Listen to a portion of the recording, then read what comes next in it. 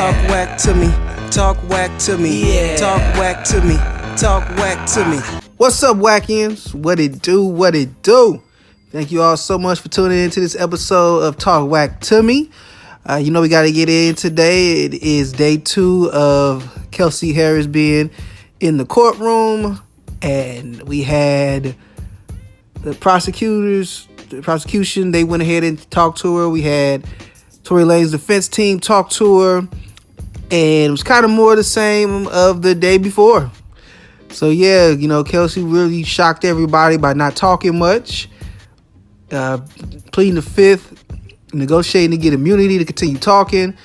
Really discredited a lot of things that Meg said, discredited a lot of things that Kelsey herself said, and even admitting that she lied initially when she was interviewed by the prosecution back in, by the DA's office back in September of this year, which is something that they really stayed on, which is something that the prosecution really stayed on for a lot of the time that they had to talk to Kelsey.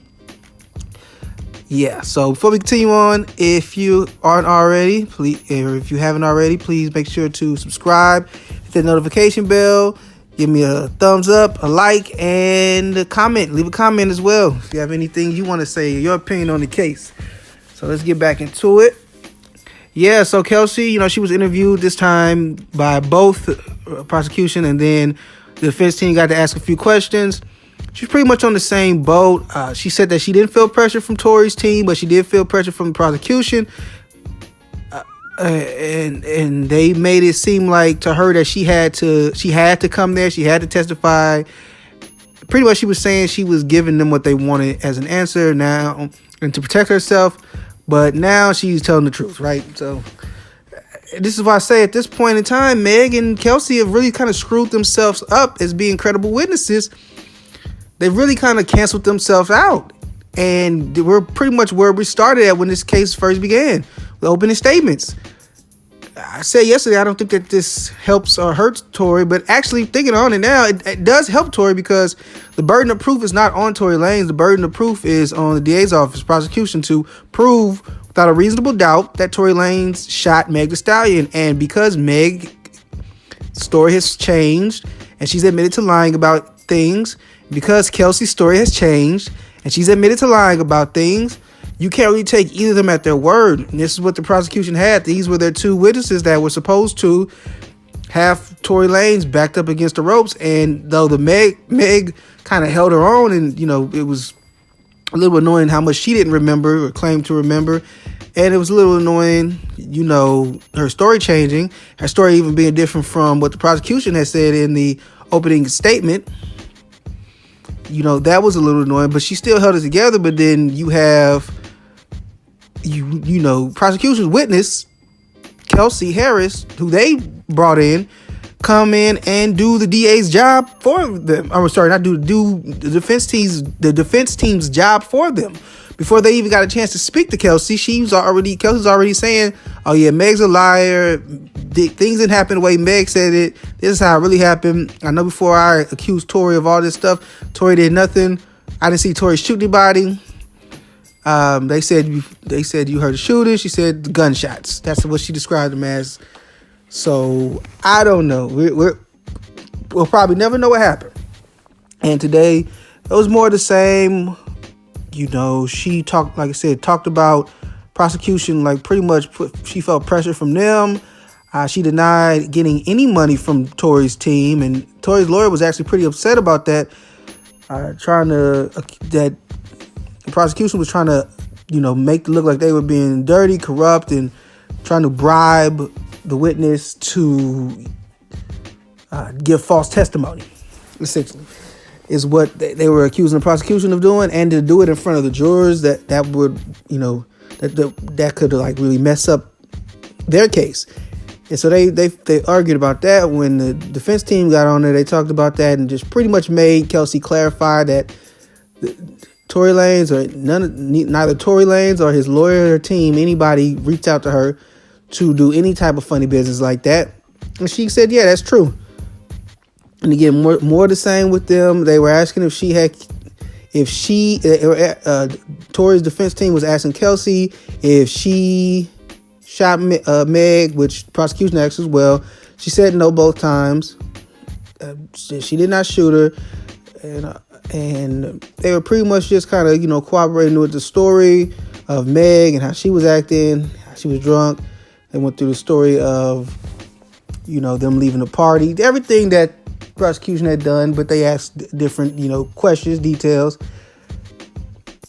Now, one of the things that was really striking is there's been reported by some witnesses that they saw two females fighting.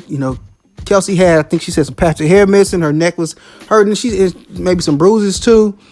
Now, the prosecution was trying to put this on Tory, but the defense was claiming that Meg and Kelsey got into an altercation.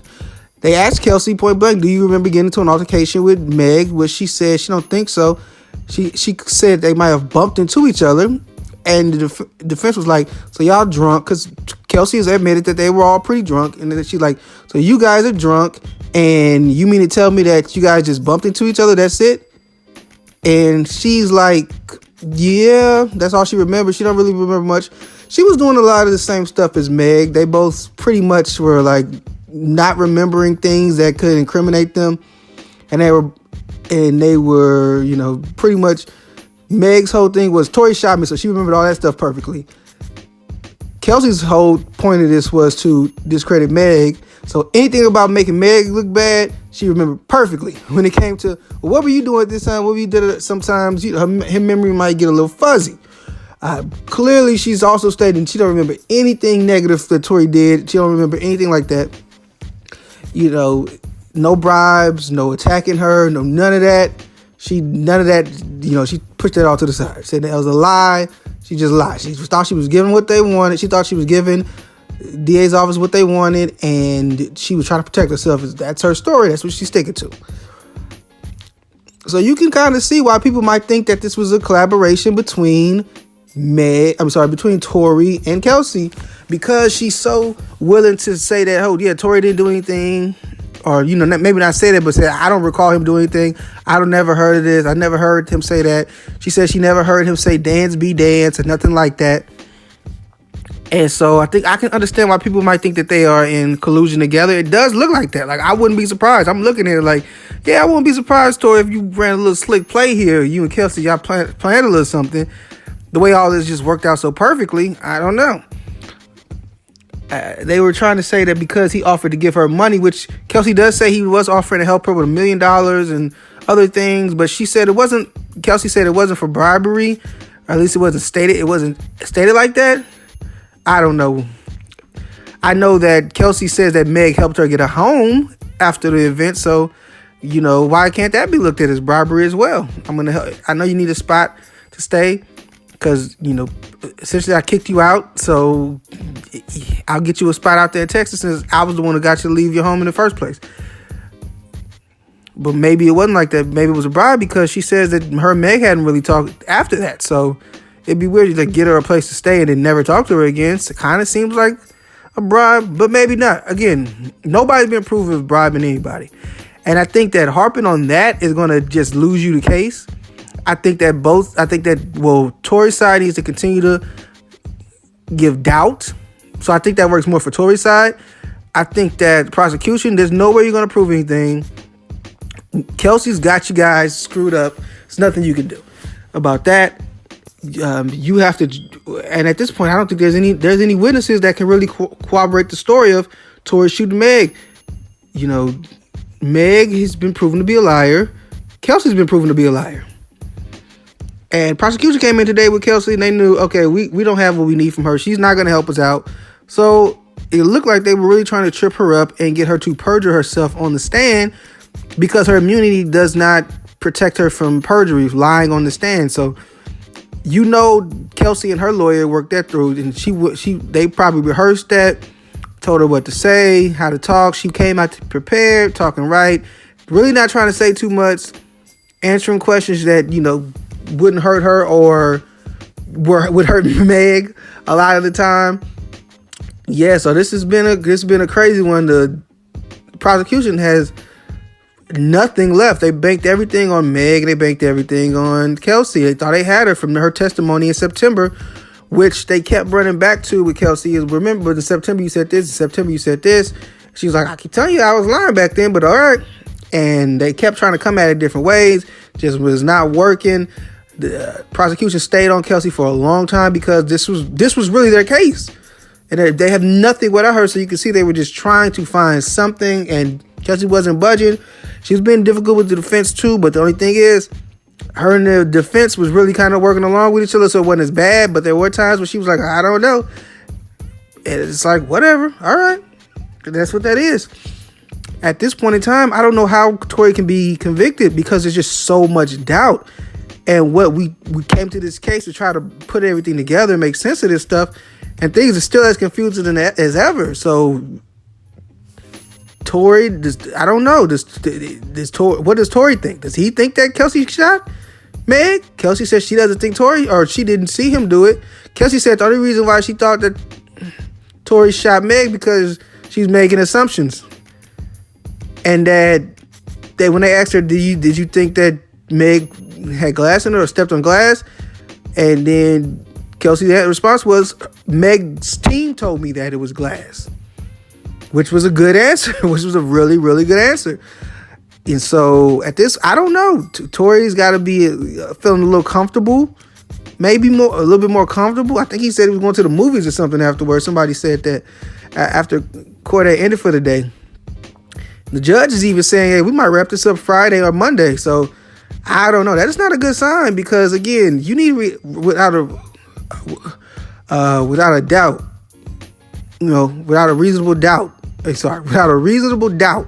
that Tory shot Meg. And there is a lot of doubt. There's a lot missing.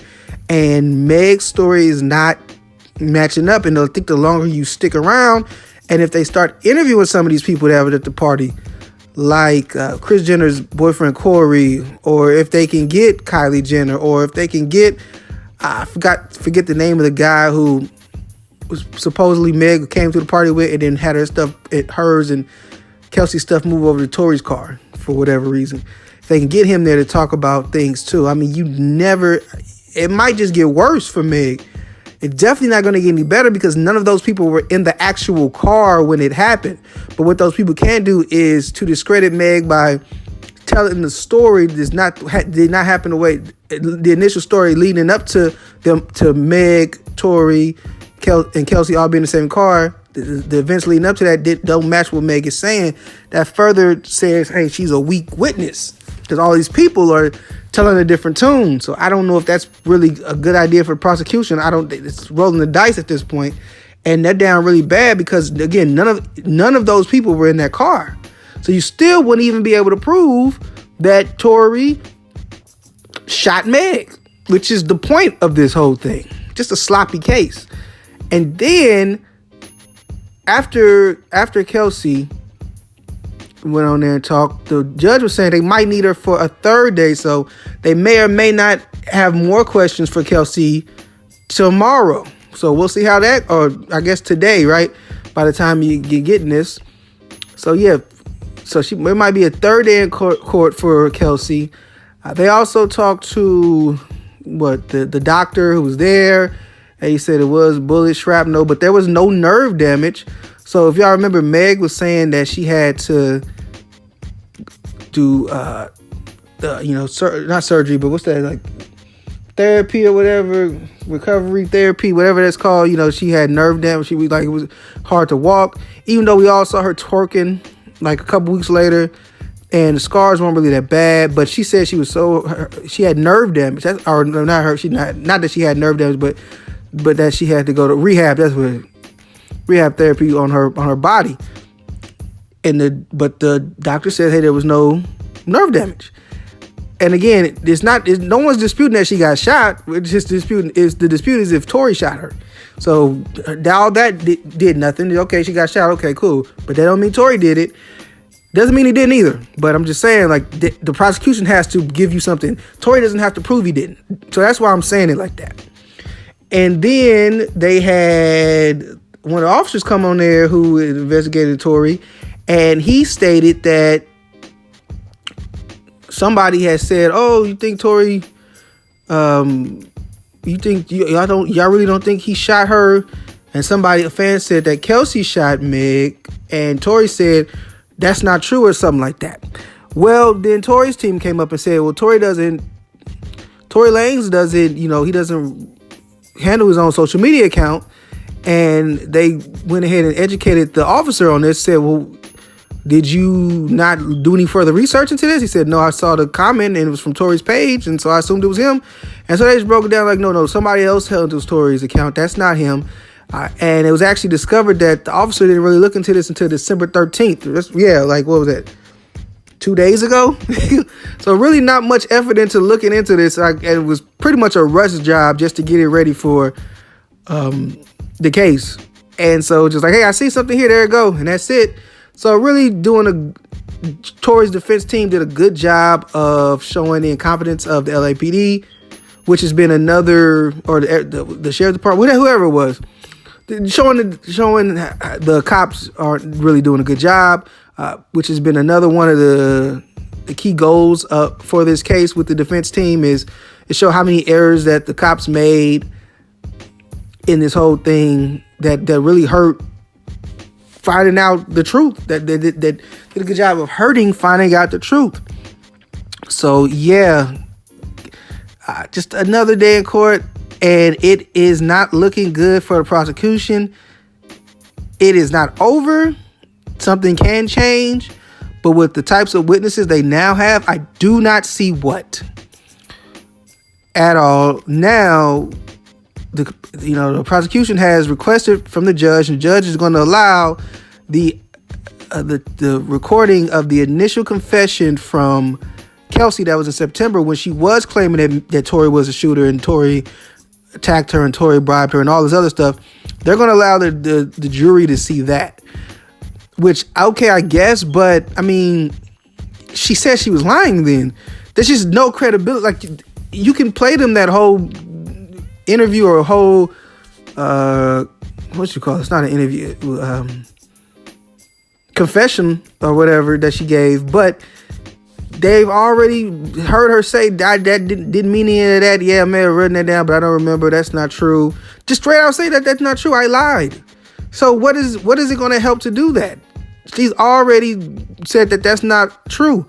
So even if you think, okay, well, that's true, but she's lying now, well, we've already proven she's a liar, so we can't trust anything at this point. It's just a mess. It's a hot mess. The DA was clearly not ready for this. They thought that Meg had it in the bag, and they thought they had it with Kelsey, and clearly they did not.